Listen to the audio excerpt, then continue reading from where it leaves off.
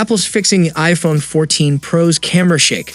Apple will release a software update to fix an issue with the iPhone 14 Pro and Pro Max where using the camera in third-party apps like Snapchat, Instagram, or TikTok would lead to a shaking image and grinding or buzzing noises coming from the camera bum. The company is aware of the issue and a fix will be released next week. When reports of the bug started hitting over the weekend, it wasn't clear if the issue was with the third-party apps themselves or with iOS 16, though the cameras function just fine in Apple's own app. Given that it's Apple releasing an update, it appears that the issue is with the iPhone and its APIs rather than the third-party apps. Apple's statement doesn't say exactly what's causing the issue.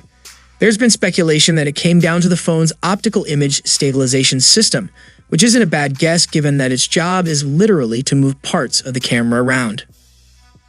According to Apple's website, the regular iPhone 14, which doesn't appear to have this issue, also has this system, but the Pro uses a second-generation version of it that's not found on the regular model. It won't be the first update that addresses a camera problem for the iPhone 14 lineup. iOS 16.01, released last week for Apple's latest phones, fixed an issue where some photos turned out soft when zooming in landscape orientation on iPhone 14 Pro Max.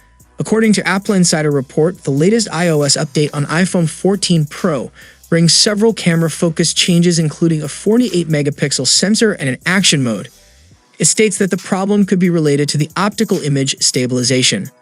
The new bug does not seem to be affecting the primary camera of iPhone, which means it is some kind of software bug and could require these apps to work on it. There is a possibility that these apps aren't compatible with new iPhone 14 Pro camera changes. Apple launched the new iPhone 14 series at its Far Out event earlier this month. The iPhone 14 Pro features a triple camera setup featuring a 48-megapixel f/1.78 primary camera, a 12-megapixel f/2.2 camera, and a 12-megapixel f/2.8 camera. There is a single front camera setup featuring a 12-megapixel sensor with an f/1.9 aperture. The unhappy users have taken it to Reddit and Twitter to share their experiences of how they are unable to take photos and videos using third-party apps. Apple's statement doesn't say exactly what's causing the issue. The issue appears to be widespread given the number of complaints that we've seen so far. That Apple is able to address it in a software update confirms that it is indeed a software issue and isn't something related to the hardware.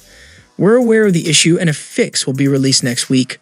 All in all, this means the software update will have at least 3 major bug fixes. Apart from this, Apple iPhone 14 passes durability test with top marks. The iPhone 14 is finally in the hands of users and Zach Everything is here to test its durability with his usual set of tests including scratching, burning, and bending. The design of the 14 is mostly carried over from last year's iPhone 13, with a handful of improvements being under the hood. One key hardware difference is that Apple now makes the back glass easier to remove and repair costs are significantly lower. As usual, the durability tests starts with a screen scratch test, which reveals minor scratches at level 6 on Mohs hardness scale and deeper grooves at level 7. The aluminum sides handle several sharp encounters with a blade which reveal its actual colors on this midnight black colored review unit. The back cameras on the iPhone 14 are listed as having sapphire crystal lens covers, though the scratch test reveals that's not the case as marks begin to appear at level 6. The prolonged screen burn and test results in several dead pixels that do not recover, which is to be expected. The bend test is reserved for last, and the iPhone 14 does not show any signs of flexing under pressure.